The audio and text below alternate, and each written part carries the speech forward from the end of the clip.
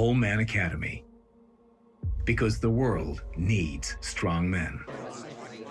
Whole Man Academy is changing the game for men around the world. It's for guys who want to live an epic life of fun and adventure, no matter what. We believe deep down, all men want to go on their own hero's journey to becoming resilient, confident, fearless, and fulfilled. Listen in to be inspired by guys who don't settle for living a life of mediocrity. This is your call to action and call to adventure. Are you ready?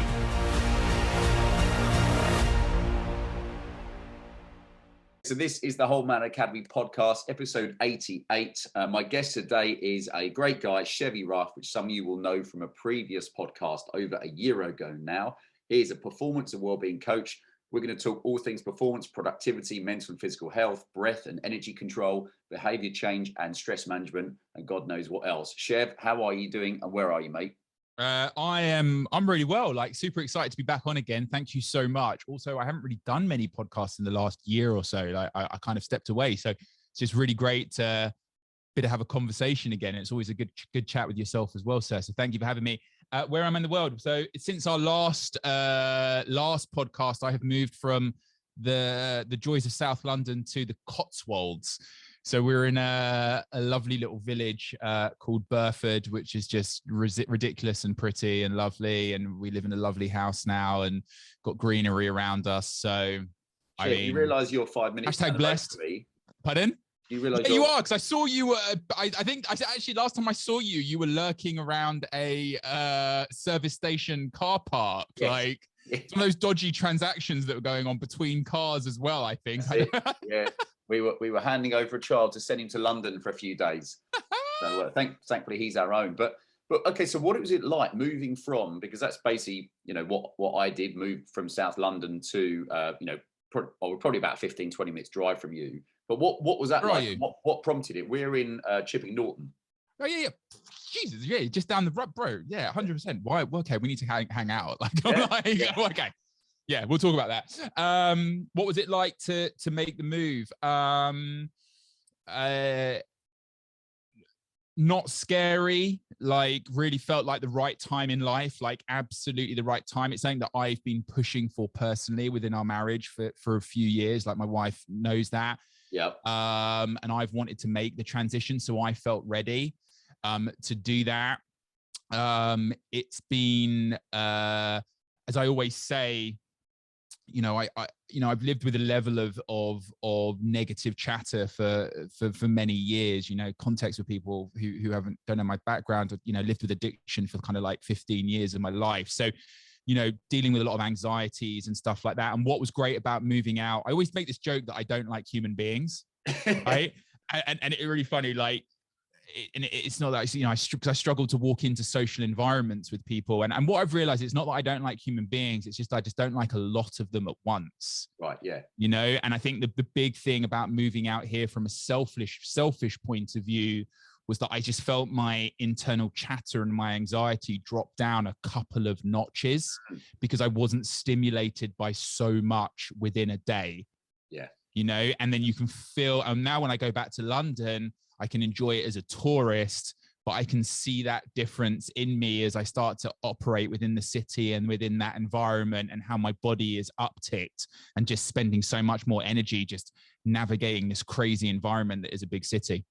Yeah. Do you know what? I was back in London this weekend for 3 days, and we went to Winter Wonderland in Hyde Park, which obviously was mass crowds and took the kids there. And for a while before, and I was waiting for the family to arrive because I'd been on a night out down in Kent. So I was meeting there, and I was standing outside the Hard Rock Hotel, and it was just hustle and bustle. And I was just like, wow, it's such a world away from living in the countryside where, you see a few people every day and the odd horse and things like that. And I'm the same. I love going back to London, but after a couple of days of it, I like to get back out. Yeah, I talk about well-being from a few different perspectives, and it's like you've got physical well-being, mental well-being, which are the two. Physiology is psychology, right? Like the two, it's in sync with me. And then you talk about environmental well-being, right? Like, and I'm not necessarily talking about, you know, plastic and the oceans and so forth, which is massively important. That's just not the soapbox I'm on. Yeah. But you know, for me, what happens when you walk into a church? You whisper, right? What happens when you walk down a dark alley? You become alert.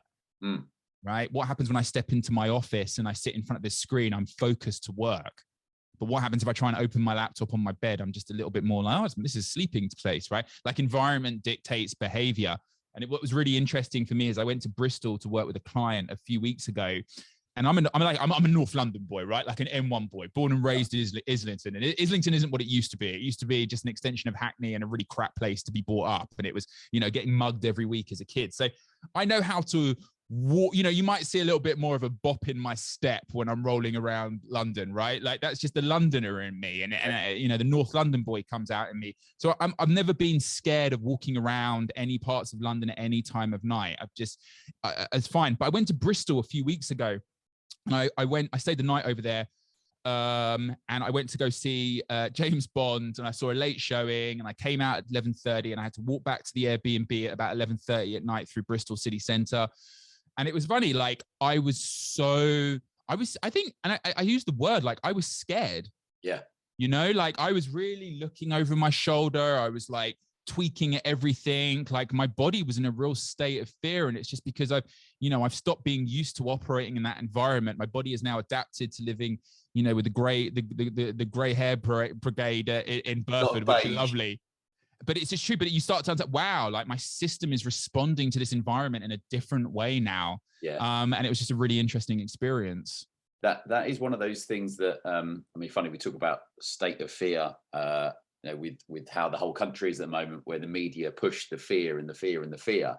But even on a personal level, it's the same for us. We want our boys to go back to London. I mean, they're only little, you know, 2 and 4, but to understand that the world isn't just fields and horses. And, you know, sometimes you sit on a tube and it's packed and you've got all these bright lights flashing towards you. So it is one of those things, I think for me, where the more guys I talk to on the podcast, some of them, if they haven't already, are like, oh, I'd love to move out to the countryside for just a slightly quieter pace of life, maybe, and get out to see a bit of nature instead of just being, you know, in South London, North London, where it's just houses and cars and street lamps and Wi-Fi killing people slowly. Well, let's get on to, I know, funny enough, when we spoke last time, you know, over a year ago now, and we spoke about working from home, and it's funny how a lot of people were like, oh, it's just a short-term thing. And I was like, if you bother to read enough books on how governments work, it was as if they were always pushing for something like this. And of course, now in this last week, people have been told if they can work from home again. Yeah. What's your experience like of the people you've worked with and for yourself from working from home? Because it's different if you're in the countryside and you've got fields around you than if you're in a small, you know, room in South London. Yeah. And I think that's the thing, right? And I think that's the challenge is it's, you know, even looking at well-being as a whole is everyone's looking for a one-size-fits-all solution, right? Even if we just simply look at nutrition, right? Everyone's looking for the one diet that's going to work. Well, hey, guess what, right? Intermittent fasting might work for you over there. You know, high fat might work for you over there, or a heavy carb diet might work for you over there. Like it's the thing is, what are you going to adhere to? That's the most important thing, right? Within it. But I think that's the thing with people saying to me, what have we seen with working from home trends is that everyone is different, right? Everyone has different unique challenges. Everyone operates in a different way. And I think the companies that are getting it right are the ones that are trying to find a range of solutions and options that are not only going to support the diverse workforce that they have, but also the business needs as well, right? Like, I think this is the thing that we've forgotten is that's a business. It has needs. It's paying you to do a job. it is asking certain things from you, and it wants to hit those in such ways. It's like kind of this juggling act. But I think that, you know, genuinely, it's been, people have been in literally one or two camps, right? They either love it or they hate it. And I think a lot of that comes from time in life that you're at, right? Like a lot of, you know, people have really, and look at men, right? Like a lot of men have really loved the opportunity to be able to lose the commute and spend more time with their kids. Like I've heard consistent stories of dads who have been able to spend their commute time teaching their kids how to ride a bike. How amazing is that, right? Super dope that like fathers and parents are more present at home and are there. But, you know, are they lucky enough to be able to have the space in the house to create the right kind of office environment? That's it. Right? Like this is it. So then we kind of look at this, maybe this, you know, financial divide, right? Like those who, the haves and the have nots kind of thing, right? 'Cause there's other dads who are like, Jesus Christ, my house is like, forgive the blasphemy, sorry guys. But you know, like, wow, like this is really tough working from home. And I think that's exposed a lot of guys as well. Like there are the guys who used work as a, it was their drug, right? Yeah. Like, and it's also their excuse to get out the house. You know, like, oh, I've got to go work. I've got to earn money. I've got to be at the house. But actually, it's because they just found it really hard to be dads at home. Yeah. Or that was one of the things I also, when talking to some of the guys through the Whole Man Academy, you know, going to work gave them the structure that being at home didn't, because you're not having to get a train and you're not having to do, you know, you haven't got quite the same rigid time frame. And I agree. I think some of the guys said, I enjoy getting out the house because when they came home, they had the nice feeling of coming back into the house, you know, whether you live on your own or whether you've got kids. And yeah, having that where when you're at home all the time, you lose the sense of going out to work and coming home and having a relaxing. And it's an identity thing. Like people want to, you know, it's just who we are, right? Like I don't want to be like, you know, some people very much struggle to be parents and be fathers or be in a family. Like they still just want to, you know, be rolling around as a 20-year-old doing whatever, and you kind of get to step away. Like there's nothing wrong. Like we do these things for selfish and selfless reasons. It's okay to feel like that. Like it's totally normal. But again, from a very practical point of view, we're all trying to be more free in life, right? We want more freedom, but we forget that there's a lot of freedom within structure. So then kind of going back, when I was working with people in the last year, it's understanding that, you know, one of the reasons that you're struggling to switch off or switch on is because you've lost that process of getting dressed in the morning, stepping out your front door, buying your coffee at the train station, getting on the train, reading the book, listening to the podcast, getting off the train, walking past that shop that you see every day where you're looking in the window. Like all these are all cues to set you up for the day. And they're also, everyone's moaning about the commute, but actually there's very rare times that we have to let the brain process the day, because we're constantly stimulated. So it was kind of like, like your brain is in the upside down, your body is in the upside down. You know, I read the Stranger Things, right? Like the upside down, like that's just what's happened. So, you know, I think, but so it's working with people. Everyone's just been different, you know, and like I said, a lot of people have obviously struggled with the human connection side of thing. Like I have hated becoming an online coach. Like I despised it. Like I could probably be earning a lot more money right now. Everyone's in need of my services. My business is doing average because I just didn't want to do more stuff online. Yeah, because I miss that human interaction, and we already lived in an isolated world. We already lived in a lonely world. That was a problem before COVID. Yeah. So again, some people, depending on their friendship circles, they're and so forth, like, you know, God, get me back in the office because I just want to talk to human beings. Yeah, I do think that's one of the big things of, you know, people forget that when they're going to an office or they're getting out, it makes them firstly probably take care of their appearance slightly more. Because, you know, we saw people saying, oh, well, I've just pretty much gone from laptop or, you know, from bed to coffee to laptop, and then not kind of, whereas when you go out and you're seeing people in the flesh, it's a different kind of feeling of taking care of yourself. But also, you know, both of us do talks for companies. And I know we joked when I was emailing and saying, you know, I've had it where you're talking to a company, but you're just sitting in your spare room and you're looking at a screen for 45 minutes and just talking. And halfway through, there's the little voices in your head, like, I bet there's no one fucking there. They've all fucking off. They've gone. There's no one there. So it's such a strange feeling where, like you say, for me, sitting in front of an audience, you know, where you can see them and I nearly said feel them and touch them, but that's another thing. But you get the energy from people that you just can't get online. Have you felt that with doing your stuff? 110%, like 110%, definitely. You know, I think definitely in those first kind of few cycles of lockdown, like the first few months of lockdown, I think definitely up to 6 or 7 months, it was because you're looking for validation in the talk, right? You're looking for confirmation. Am I hitting the mark? You're looking for the eyebrows being raised over there. You're looking for the person who's not checking their phone halfway through because that they're engaged in you. You're looking for the smiles, the raised eyebrows, because you know whether you're on cue, and you're connecting with that audience, right? And so when you remove that, you're absolutely right. Like you're getting none of those cues, none of that feedback. So your brain is just going into this kind of threat mode, this alert, like what's going on. And suddenly your internal chatter is, you're not in a state of flow, right? Your torch is not, your attention isn't on the content.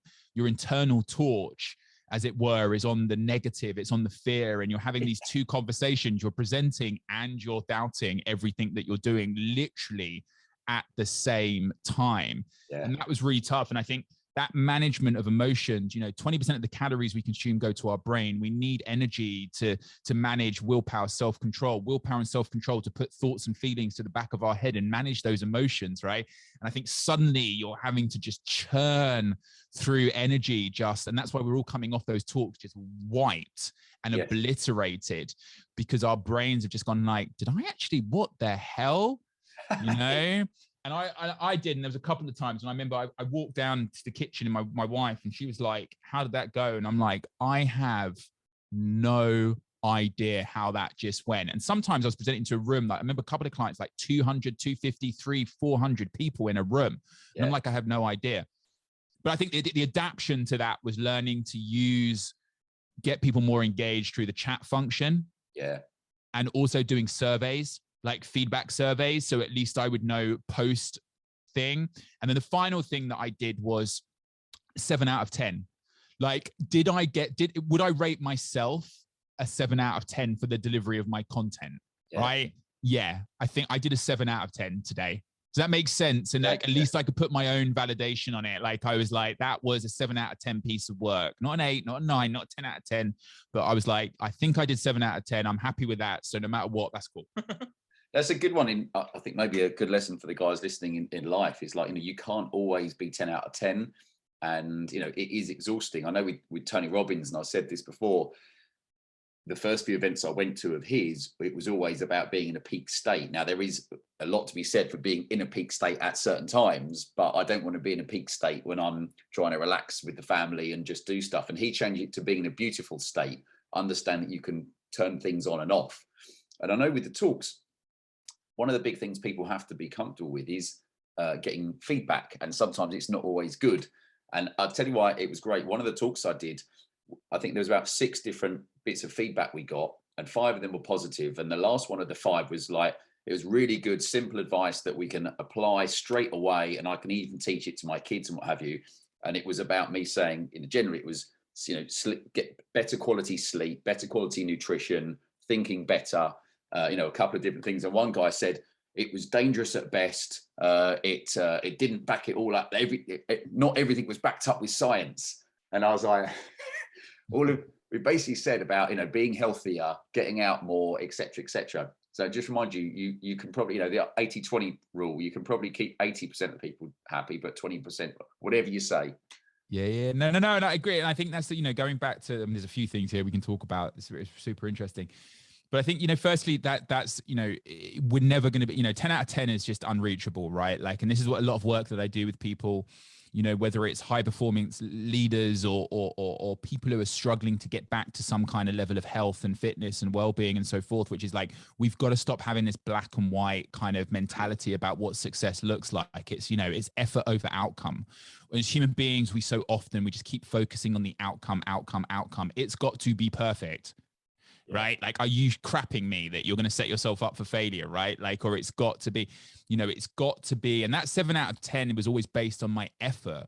Did I prepare for it well? Did I give it the best effort that I could based on the variables of today? Right? Like, or whatever happened it is, it's got to, it's so important that we, and like I say that, I'm glad that Tony Robbins has changed from peak state to beautiful state, because I think that's the thing, right? We're always, like, it's like Tony Chase, they were obtaining happiness all the time. Like, it's just rubbish, right? Like, there's going to be highs and lows, ups and downs. It's like within my job, have a high without a low. No, well, I talk, as you know, right? I focus a lot on energy. That's a lot of my narrative is energy.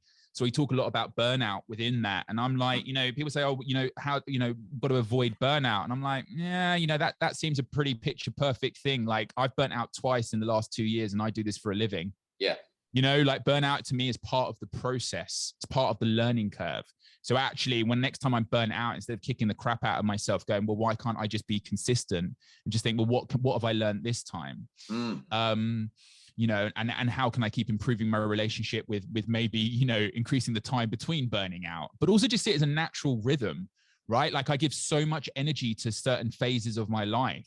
Yeah. That at some point my body is going to need to put that energy back in the tank. You know, if you look at Olympians and they train for the Olympics, they train for the Olympics, and then they will take a considerable amount of time off afterwards to help the system reset.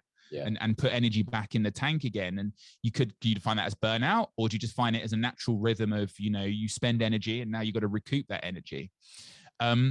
The feedback one is considered. How did that really make you feel deep down inside? What was the internal narrative? I tell you what, it's really important that I think, because I've worked on my own mindset so much in the last 5 years or something, like, you know, I'm a totally different person to the guy that spent the last year in the city. But I actually really now you welcome it, because I laugh, because whereas so much in life people are like, there's always going to be one person that doesn't like what you do. And I often say, you know, life isn't a competition to see how many people you can keep happy. So for me, it was about, like you say, if the majority of your feedback is people saying, hey, that was just what I needed and we're really going to find it useful, I think it's quite good to get the odd negative one, because it just reminds you that, you know, there's always going to be someone out there that's like, no, didn't like it. And you're like, I'm okay with that. It's always, yeah, no, and it's okay not to be okay with it as well, right? Like, and that's why I say to people, like, I think it's really easy, not easy. Like, I get, like, when you've done the work of, like, you used to be able to not take feedback, and now you're learning to take feedback. I think a lot of us say, like, oh, now I take feedback really well. Like, okay, let me make something really clear. Like, I take feedback well on the outside, but on the inside, I'm still struggling with the 20-year-old, 25-year-old me who, like, as soon as you told me something shit, thought that I was like the crappiest thing on earth, right? Like, I have to lean into feedback. Like, I'll tell you as a coach, right? As someone whose job it is to give feedback and create objective feedback loops in people's lives, as someone who's constantly trying to be an apprentice and learn and develop and grow, as someone in a marriage, right? Like, I'm constantly on the practice of trying to take feedback, but sometimes it's fucking hard, you know? And one of the reasons, that's the reasons I came off of social media, is because social media was always a form of feedback, right? Like how many likes I get and how many comments and how many engagement, how many follows I get is feedback from the market, whether my content is good or bad. Now, it isn't whether it's good or bad, right? It's whether I can deliver it in the right way that the algorithms pick it up and that I'm getting people's attention and so forth. But it doesn't actually mean my content's crap. It just means I might not be good at delivering that content through that platform. Yeah. I hated it because that feedback just tore me up. Well, you've mentioned social media. It's one of the things on my list to talk about, because I noticed you had come off of it a while ago. Thank you for checking in, by the way. I appreciate you. Yeah, well, it was one of those things, because then I was like, oh, he's Chev, all right? And it's funny, is it? Because not as in I thought, if he's come off social media, he must not be all right. For me, I'm like, if he's come off social media, he's fucking killing it, because I would delete all social media if I could. And I'm just, you know, I remember getting a TikTok account, and then I was like, oh, fuck this. This is the worst of the worst. So I, you know, got rid of that. And of course, we use social media for the Whole Man Academy. But apart from that, I just got rid of it, you know, basically just left it dormant. So yeah, when I noticed that you did, I was like, I'm just going to check in with Chev. But I noticed you were like, yeah, I'm off it. Thanks. And it's been an interesting journey. I think that it's, you know, that's why I love hearing stories, you know, when I hear stories about, like, you getting that feedback, and then because you didn't focus on the 5 bits of good feedback, you focused on the 6th negative feedback, right? Like, and I still do that now on my feedbacks. I'm like, why is that motherfucker giving me, like, everyone else is giving me 4.5 out of 5. They've given me 4 out of 5, like, still 4 out of 5. Or they've given me some very good constructive feedback, and I'm still taking it on a negative way. I'm like, seriously, like, I have to work on that. Yeah. And like, for me, it's always a reminder how the brain will always hunt for the negative over the positive.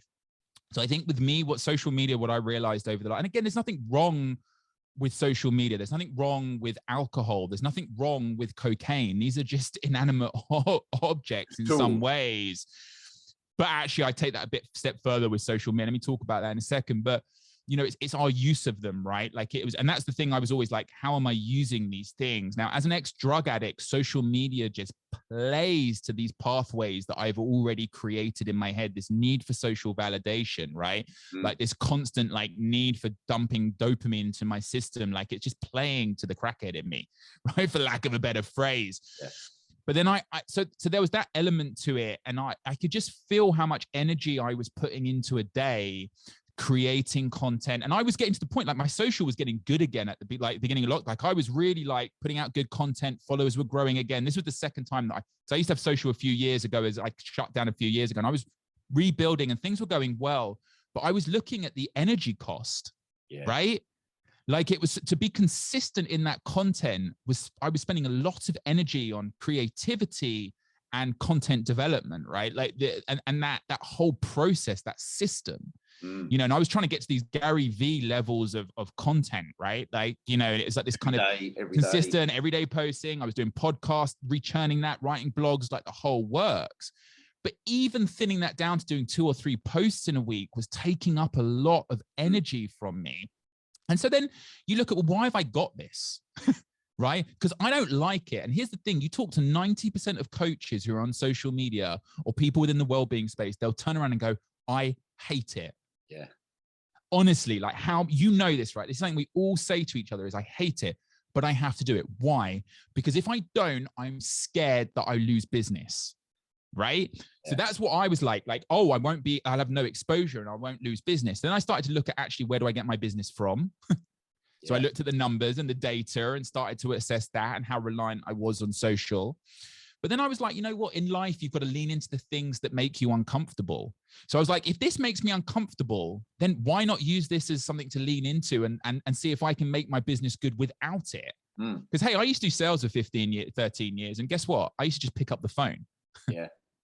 Build old school, right? So I kind of thought, actually, that's the challenge, right? Like, that's the challenge. I want validation. Like social media, I need you to love me and need you to like me because I have abandonment issues as a kid. And I want people to think I'm amazing and great. And as soon as I don't get all the likes, then I'm like, well, why is it my fault? Yeah.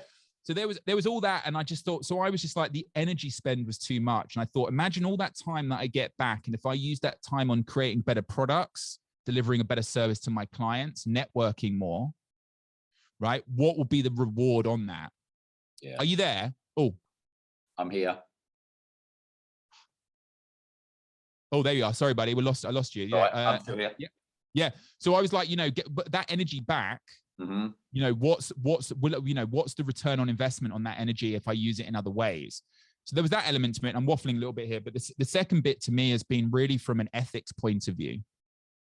Right? Like I've been taught social media for years. I've been saying that, you know, they put so much money into playing to the non-conscious parts of our minds, right? Everything is about getting our attention. And I've been saying for years that it's like, you know, we need to treat these organizations like the tobacco industry, the alcohol industry. There needs to be regulation. And I've been on my high horse about that for a very long time. And I haven't felt comfortable about it. And seeing the effects of social media on young people and so forth. And I mean, for me, you know, when you start looking at all the leaked stuff that's come out over the last kind of few months and so forth, it's just, you know, I love, if you know, Lush Cosmetics, you know, they came off of social media for a year, right? They actually shut down their platforms for 12 months and they're losing 10 million in revenue in doing that. But they were like, you know, we care so much about what goes into our products. We have to take an ethical stance on how we're attracting and ethically getting people's attention. And that's it. Like, how do we start to ethically get people's attention? And we have organizations here that are mining our young people that have caused nothing but social unrest, mental health problems. And I just think that we have to take a stance and go, actually, like, can we look at the ethics behind this and start to kind of put some regulations around it, blah, blah, blah, blah, blah.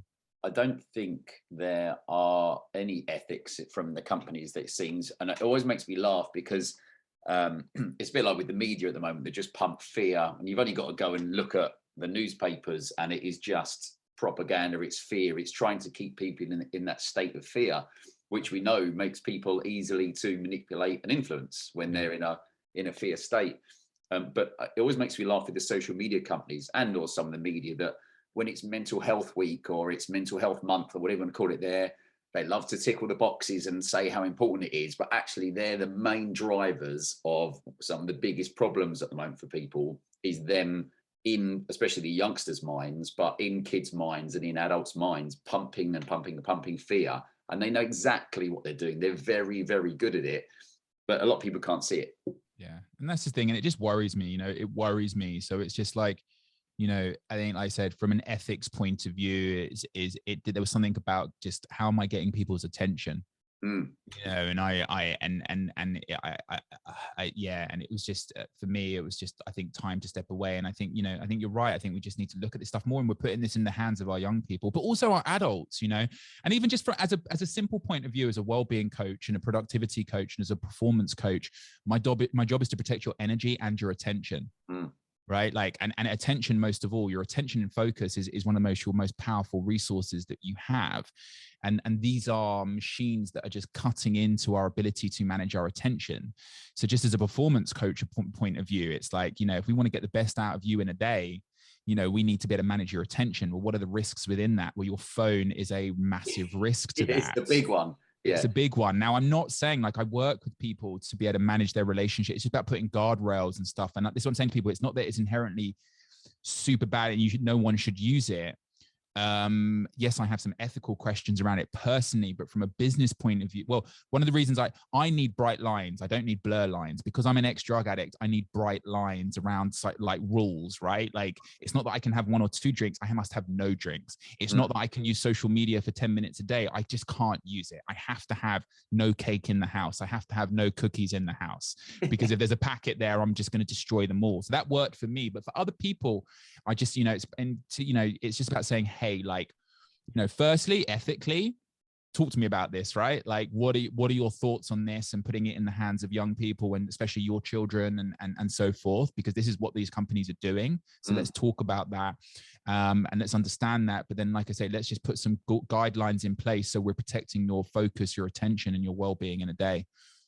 What about, because again, going back to, we talk about energy, and actually we launched our own energy course, energy protocol course a couple of months ago. And again, to try and go through the basics to help a guy have more energy and understand how to tap into it to kind of live a better life and maybe think better. But I know with you, it's performance and well-being to energize your team. So if you were looking at I think it's maybe easier if you're just dealing with one person as opposed to a team. So how do you start by energizing a team if they come in and say, right, Chev, this is what we're after? Yeah, well, it's both. It's coming at 2 different angles. But I think that and I do work with individuals as well as teams, but I think that first of all, if you're looking at the organizational energy, team energy, is simple things like just looking at the cadence of project work, right? Like, and what you're committing to, we're seeing teams are again, the typical kind of organizations I'm working in is everyone's overworked and understaffed, right? It's just a consistent message, and it's like, well, we've got eight projects in the tank right now, and we've got 4 projects coming down the line. Okay, well, at some point you scope those projects, you agree timelines to those projects. When are those projects kicking off? Well, we've got that project kicking off straight after this project. Well, the problem is there's going to be a crossover there, first of all, right? So it's okay, let's look at this. Well, let's understand that, that this 6 months of project work for your team is going to be very tiring. You're going to spend energy on that. So we need to look at this kind of cadence, this periodization of project work, right? So we're going to work on this project for 6 months. Now, why don't we just have a break for 2 weeks? Yeah. Right? 3 weeks. And then what are the protocols that we're putting in place within those 2 to 3 weeks, or even just a week? I mean, ideally, we're looking at 2 to 3 weeks, ideally a month, right? Between project, but business needs, people want to make more money. So we just say, yes. But it's like, actually, it's like training, it's periodization. It's no different, right? You run hard during intervals for 2 minutes, you rest for 2 minutes, 3 minutes. Right? You train for a marathon for a few months. Every 3 weeks, you should take a week off, right? And if you train for a marathon for 3 months, you don't go straight into another marathon. A lot of people do. That's why they get consistently injured. But if we look at athletes, they'll have an A and B race in a year, right? And they'll have sufficient timing in between that. So it's saying like, hey, it's going to cost your team energy to get to the finish line and put this across the line.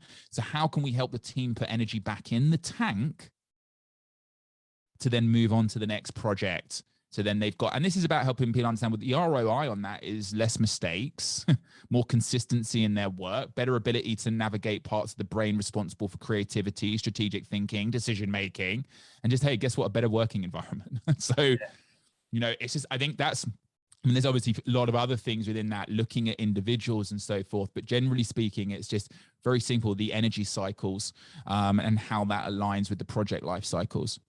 I think it's interesting, and for both of us, having worked, for those that don't know, Chev, you worked in the city for how many years as a youngster? 15, 14. Yeah. 15. So I was just under 20 years. So we got to see a lot of what different companies were like and the underbelly of them. And what I found amazing when I look back is that no company at that point ever spoke about your health or well-being at work. They spoke about your revenue you generated. And if it was enough, then, well, it was never enough. But I do find that really interesting. In the last, let's say 5 years, that more and more companies are now saying, hold on a minute, it is a, you know, the bottom line is it helps our bottom line to help look after our staff. And, you know, if guys are sick or they're ill or they're, you know, having struggles with depression or what have you, of course, then they're going to be off work. And actually that doesn't help to create a great working environment when you've got a, you know, revolving staff. So I wondered for you, is that one of those things that you've seen, is it what, in the last 5 years, where companies will now happily pay a decent amount of money to have experts like yourself come in and try to help them? Did you say decent amount of money? Yes. So it's all right. People are watching. That's like a coach's public speaker's joke. Like it's getting better. That's for sure. Oh, just come do some free. It'll be really great exposure for you. Get lost. Yeah. So no. Have I said? I mean, absolutely right. Like I think back to, you know, the workplace 10, 15. I mean, I used to get laughed at for wearing my gym stuff, like going out for, you know, definitely and this was even just several years ago, right? Several years ago when I was last back in an office. I remember the last year I was, you know, super healthy, and that's the kind of transition to leaving, was like my fitness was getting better and I was running a lot and training. And I remember, you know, everyone else was going down the pub and I was getting dressed in my Lycra and going for a run. You know, you would get hard levels of banter around that. And even going back the decade before that, like it was, you know, yes, people had gym memberships and, you know, but the companies would never support you in that or play. And to be honest with you, you'd get like, you try and go to the gym at lunch and it would be like, no. Like I remember having my best ever quarter from a revenue point of view. Like I nailed it, smashed it home. And on the Friday of the last quarter, I tried to go to the gym at lunch and they went, no, you can't do that. It sends the wrong impression to the team. And I'm like, I've just made you a fortune, right? Yeah. So I think there's that. And I think, you know, let's get into the weeds, because it's just for 2 seconds. I think the evolution that I always talk about is that I think we did get to 2008, right? Like when the credit crunch happened at Lehman's, and I was working, to give people context, I worked in recruitment, financial services recruitment at the time. And, you know, when Lehman's happened, suddenly the market went from being financial compensation to everything else, right? People stopped talking about money. They were still talking about money, but people were just happy to have jobs, right?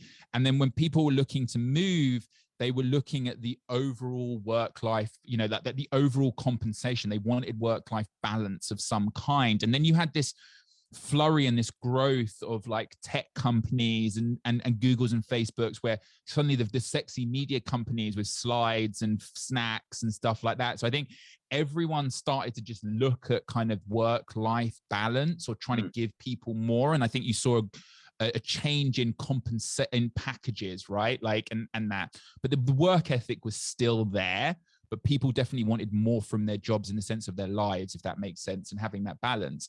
So I think that started to occur. And then I think, you know, the sea change started to happen in companies, like I would probably say 3-4 years ago. I think we had a big, you know, I think and definitely the UK, I think when the Royals were doing all the Heads Together stuff, and we had a big year of just talking about mental health publicly, a lot of people started, you know, there's a lot of books coming out, a lot of TV shows coming out. And I think that was kind of a real change in the temperature out there. Yeah. And I think it's just, you know, companies have, and they've been slowly evolving and changing. We've got to a point now, though, where you have to, right? Like that's where we are now. If you're trying to attract talent in the market, especially early talent, right? If you are trying to attract young human beings onto graduate programs and get the best of the best from a younger audience, they are going to sit there and they're going to ask you about what you do to help with their well-being. Mm-hmm.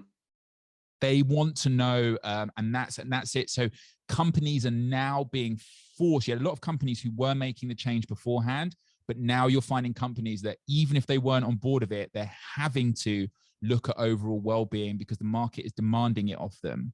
But then also you do have a lot of good bosses and a lot of good leaders who are working with burnt out, unenergized teams who are saying, sugar, we need to do something about this. So, I mean, it's exponentially just blown up. Doesn't that come, funny if I've got advanced leadership written on my list of things to talk about, because I do think it all depends on the, we'll call it leader or just your boss, it could be desk head.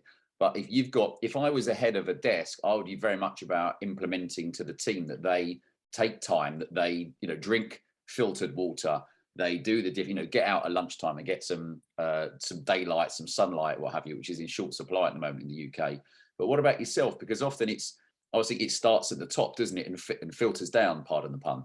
Yeah. No, absolutely. And I think it's, I always talk about, when looking to deliver a program of well-being, you've got to do a top-down, top-up, but bottom-up, top-down approach to things, right? And I think, but I lean towards the bottom-down approach first of all, because ultimately, if you're a startup founder, if you're a CEO, or if you're in a leadership team there, you are setting the standard, right? People will look to you to lead on all different elements of with the work or how you look after yourself and so forth. You are setting the tone for that. Yeah. And there's also no point me doing, a series of workshops talking about, thinking about life more as intervals and sprints as opposed to a marathon, and learning to manage the project life cycles, your energy life cycles, learning to take a break during the day and step away and go for a walk at midday because the sun's at its highest point, especially during winter. So you get that, but also just so you take a break and can think about things and process things, and not even doing that 5 days a week, just trying to do that maybe 3 days a week, right? Yeah.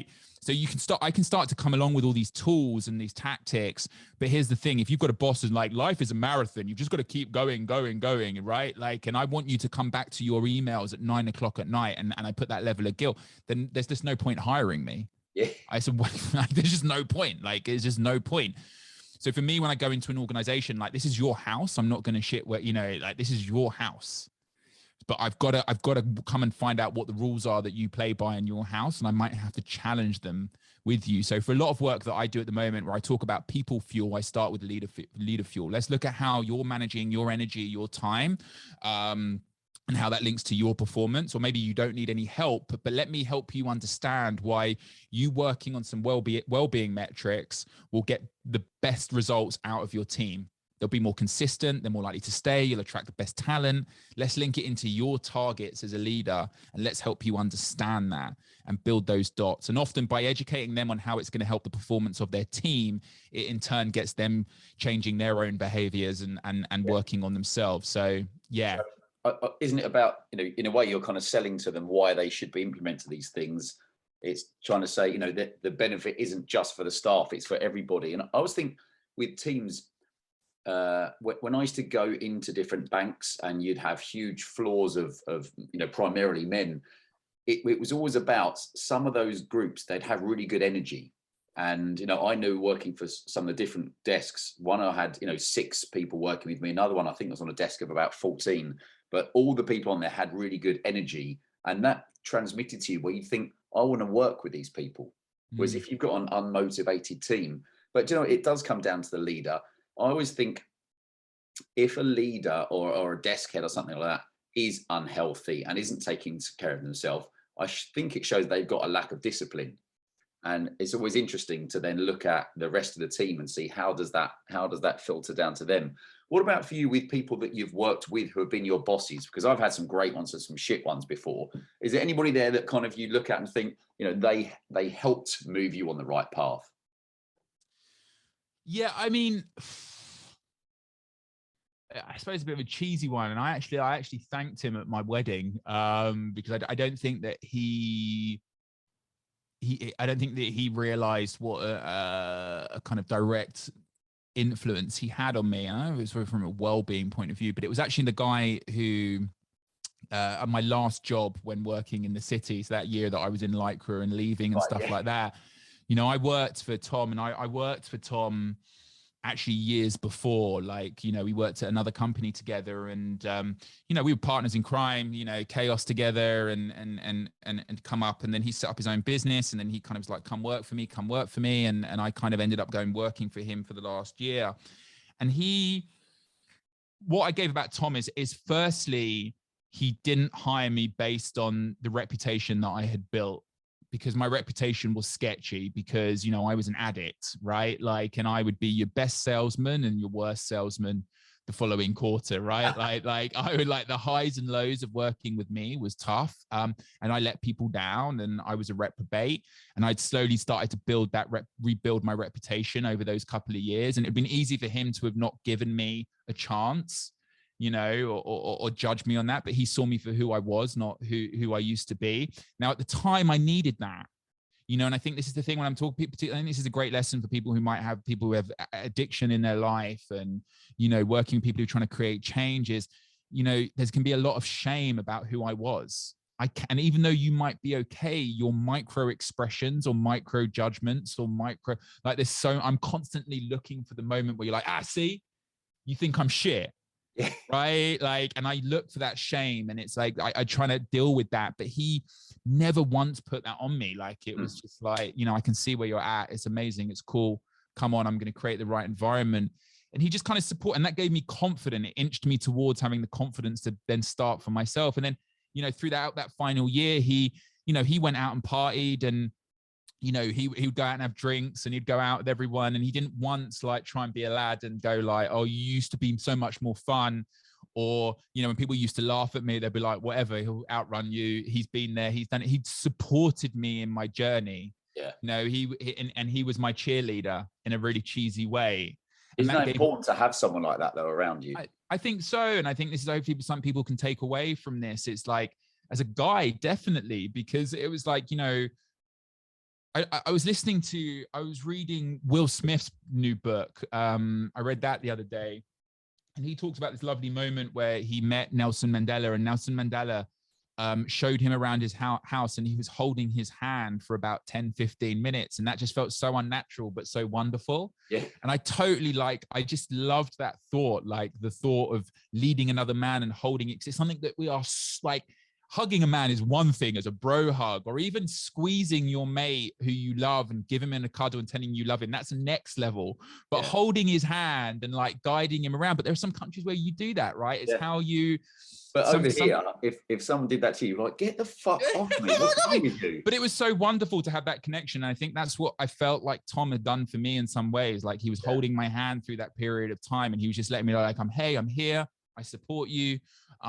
You know, I'm not judging you. There's no shame around this. Like, do what you want to do. And I left him. I left after a year, you know, and he's like, you know, whatever. But he was like, cool. Like, I get it. You want to go become a personal trainer and you want to do this. And it was just amazing, his constant support.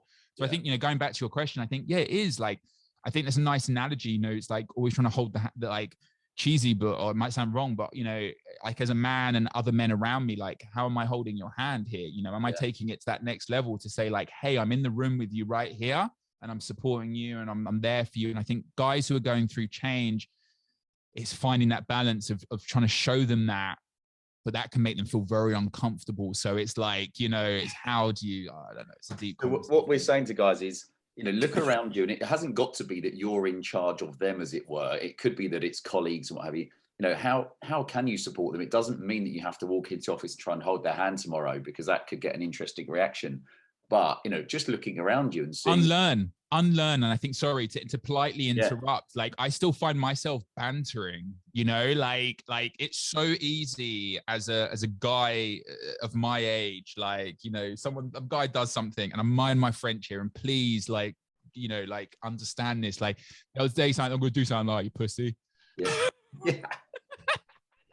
That's just how I was brought up. Like, you know what I mean? Like, like, and it's an endearment. Like, it's a love thing, but actually, like, you know, there's a lot of things like that where, you know, a guy is trying to create change or support, and just like, you can have that bit of banter or that laugh because that's what we do, but actually turning around and going like, no, man, that's really super cool. Like, tell me more. Yeah. Yeah. You know, and connect. And I think that's the thing that I've had to do, is unlearn the banter, unlearn those defense mechanisms of how to survive amongst a group of guys, and actually go, no, this is something that's really important to this guy.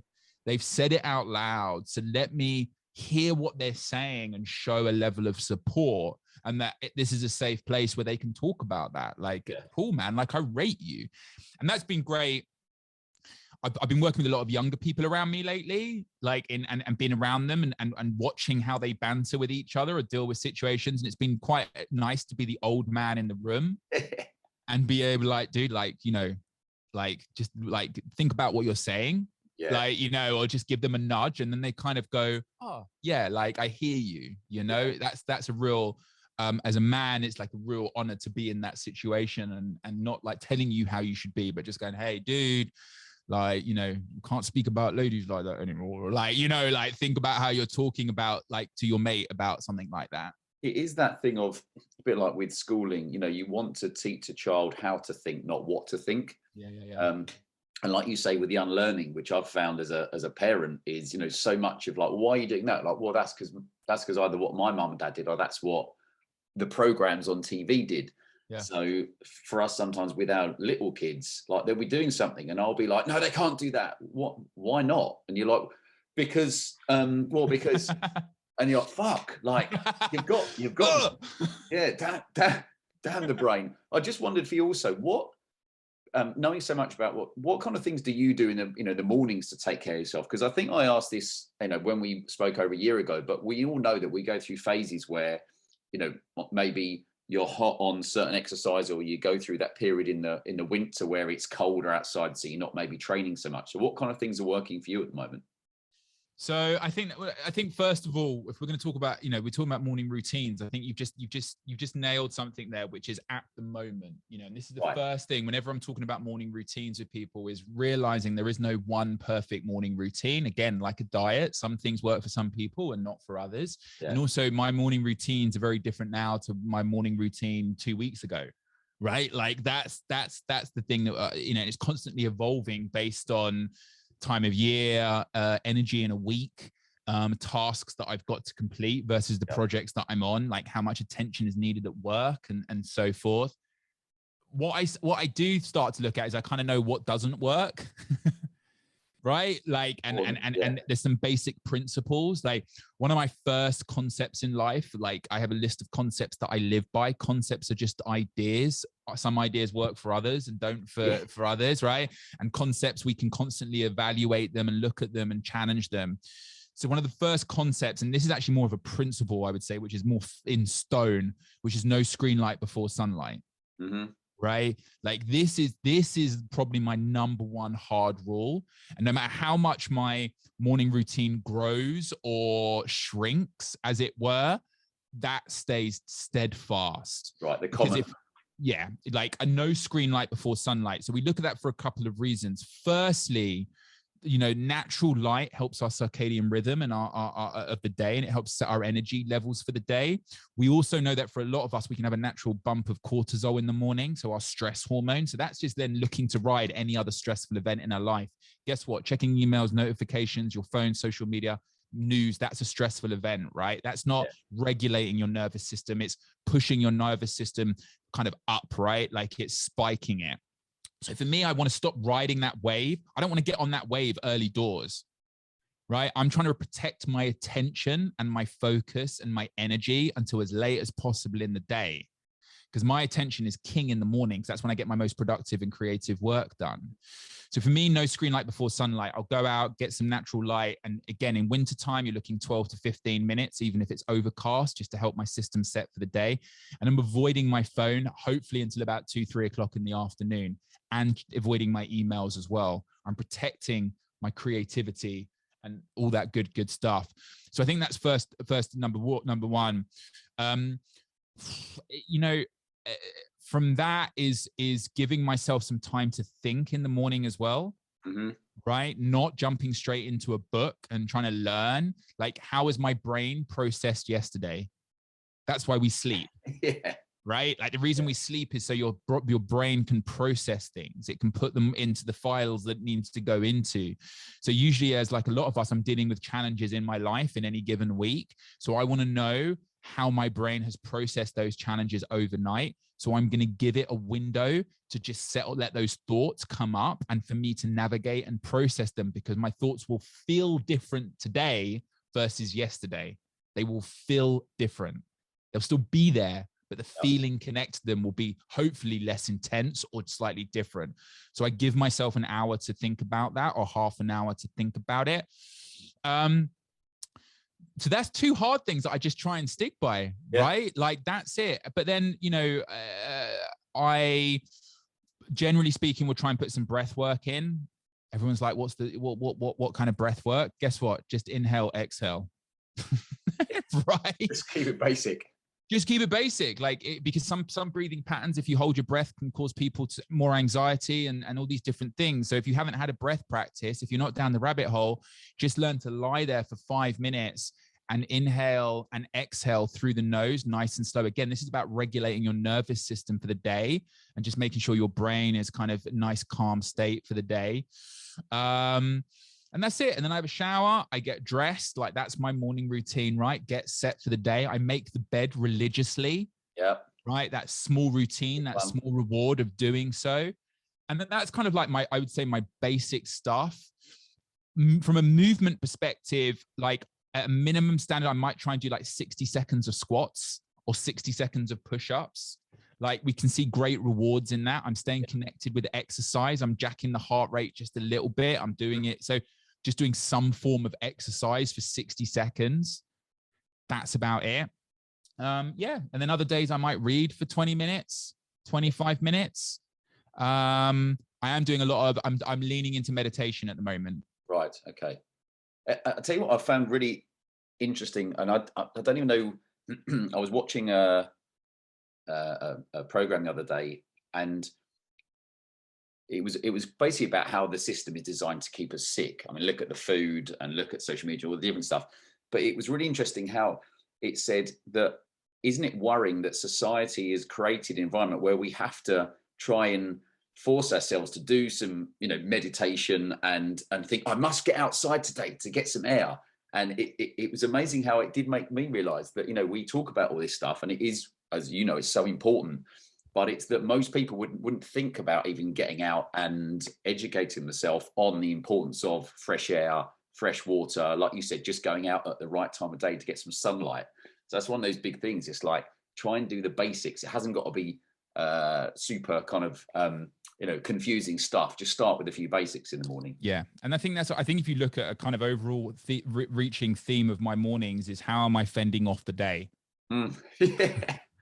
Right? Like for as long as possible, you know, like I'm going to the gym first thing because I'm like, let's prioritize putting on my own oxygen mask before anyone else's. But it's like, how am I trying to stay? I'm trying to stay off my phone to as late as possible. I'm trying to stay off emails to as late as possible. I'm trying to stay off TV, Netflix to as late as possible. I'm trying to engage with negative email, like people. And like, I'm just trying to fend off the day so I can do the things that I love, like working on the pieces, like creating new workshops, writing blogs, like, you know, blah, blah, blah. Like, it's like, just how am I fending off the day? Yeah. Because that's the thing, like morning routines are, you know, I think it's very quickly, you know, if I got up, if I checked my phone, if I checked social media, if I didn't get to the gym, if I didn't make my bed, if I ate first thing in the morning, because food doesn't really work for me until later on the day, because my system, like, if I do all these things, then suddenly my day just becomes chaos. Mm-hmm. You know, so for me, yeah, it's yeah. It just, I mean, it just reminds people that there's no set right thing. And that's one of the things I always say with people is, you have a look at their situation. You're like, you know, what is going to work for them? Because if they haven't got kids, then they probably haven't got those constraints in the morning of either trying to get them to school or not to school or etc. You know, if you live on your own, you can be pretty hard on what you do in the morning because you've got no one to fuck it up for you. You know, whereas if you're up and you're about to leave, then someone's like, oh, can you just help me with this or can you do that? So that's one of the big takeaways for the guys listening is it's very personal to you. And it's knowing what doesn't work for you that's consistent through that. That's the key thing. It's like, what don't you want to do? Like, no matter what, whether I'm looking after kids, whether, like, I know if I check my email first thing in the morning, that just sends my thoughts and attention all over the day and scatters it for the day. So, okay, so then that's a principle that you can try and maintain, or a concept that you can try and maintain no matter what life throws at you. And again, remembering these cycles, it's coming up to Christmas. I'm going to have longer in the mornings to read and go and do a sauna and doing all these nice things.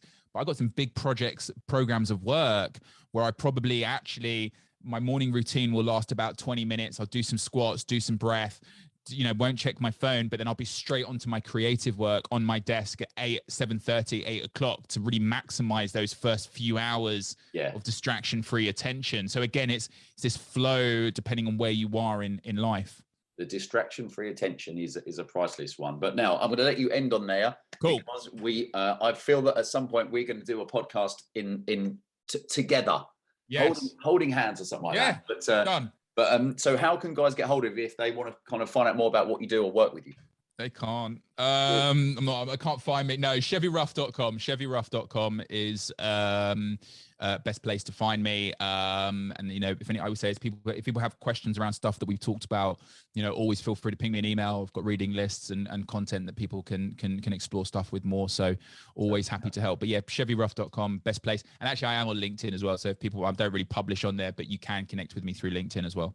There you go. Plenty of options for a guy who wants to do life better, and we'll put the links in the show notes. I know guys don't want to have to do too much homework on this stuff, so if you can make it as easy as possible to consume, then that's great. But Chev, I appreciate all your time, brother, and hopefully we will speak to you soon in person. Done. Thank you. Thanks for listening. Remember to sign up to our game-changing weekly e-letter that's read by men around the world. Sign up at wholemanacademy.com/movement. Until next time.